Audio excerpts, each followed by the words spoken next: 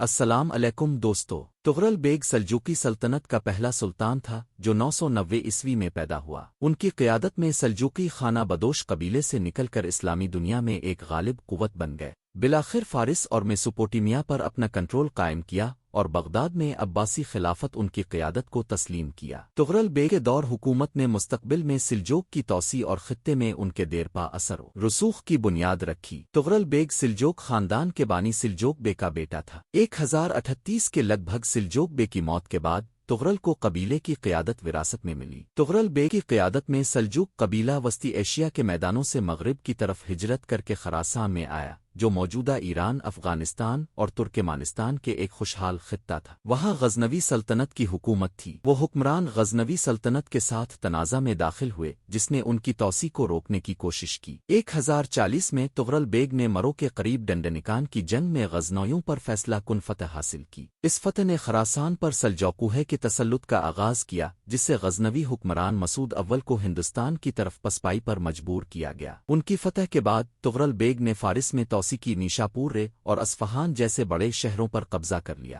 اس نے رے جدید دور کے تہران کے قریب کو اپنے دارالحکومت کے طور پر قائم کیا اور فارسی انتظامی نظام کو اپنایا، جس میں مقامی حکام کو مؤثر طریقے سے حکومت کرنے کے لیے شامل کیا۔ بغداد میں عباسی خلافت، جو شیعہ بوید خاندان کے کنٹرول سے کمزور ہو گئی تھی، نے دوبارہ اقتدار حاصل کرنے کے لیے تغرل کی مدد طلب کی۔ 1055 میں تغرل نے بغداد کی طرف مارچ کیا اور بائیڈوہے کو شکست دے کر عباسی حکومت کو بحال کیا۔ انعام کے طور پر عباسی خلیفہ القائم نے انہیں سلطان کا لقب عطا کیا اور اسے باضابطہ طور پر عالم اسلام کا حکمران اور محافظ تسلیم کیا۔ تغرل نے فارس، عراق اور اناطولیہ کے کچھ حصوں میں سلجوق کنٹرول کو بڑھا دیا۔ اس نے کئی بغاوتوں کا سامنا کیا جن میں حریف ترک گروپوں اور فارسی کے مقامی گورنر شامل تھے، لیکن کامیابی کے ساتھ اپنی طاقت کو مضبوط کیا۔ اس نے فارسی انتظامی ماڈل کو اپنایا، نظام المالک جیسے تجربہ کار فارسی بیوروکریٹس کو ملازمت دی، جنہوں نے بعد میں اپنے جانشینوں کی خدمت کی۔ فارسی کو انتظامیہ کی سرکاری زبان کے طور پر استعمال کیا گیا،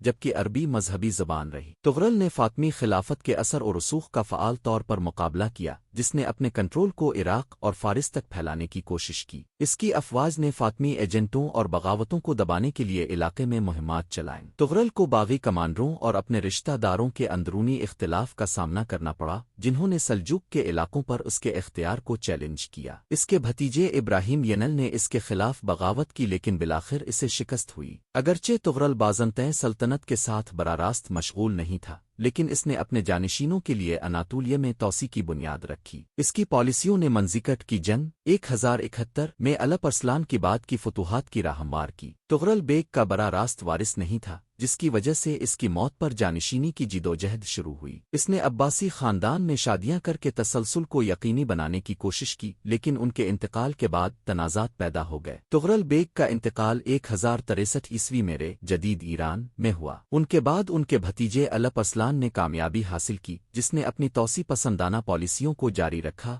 اور اس سے بھی بڑی فتوحات حاصل کیں۔ تغرل کی موت نے ایک عہد کا خاتمہ کر دیا، لیکن اس کی سلطنت اس کے جانشینوں کے تحت 1 صدی سے زیادہ پھلتی پھولتی رہی۔ تغرل نے اس سلطنت کی بنیاد رکھی جو تقریباً 2 صدیوں تک اسلامی دنیا پر حاوی رہی۔ تغرل بیگ ایک بصیرت والا رہنما تھا، جس نے سلجوق ترکوں کو ایک چھوٹے خانہ بدوش گروہ سے ایک غالب سلطنت میں تبدیل کیا جو فارس اور میسوپوٹیمیا تک پھیلی ہوئی تھی۔ عباسی خلافت کے ساتھ اس کے اتحاد نے اسلامی دنیا میں سلجوق کی سیاسی بالادستی کا آغاز کیا۔ اس کی عسکری قابلیت، انتظامی دور اندیشی اور اسلام سے وابستگی نے ایک ایسی میراث قائم کی جس نے آنے والی صدیوں تک مشرق وسطیٰ کو تشکیل دیا۔